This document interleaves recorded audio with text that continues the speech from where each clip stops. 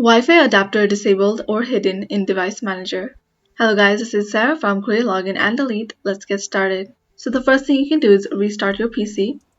So go ahead and click on this start button and then click on this power button and then click on restart.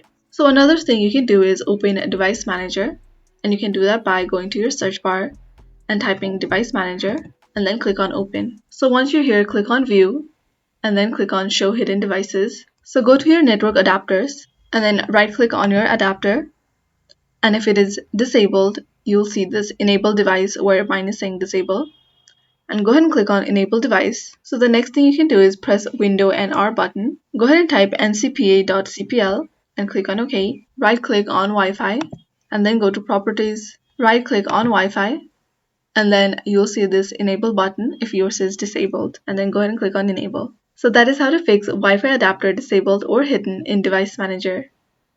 Thanks for watching till the end, and don't forget to like, share, and subscribe.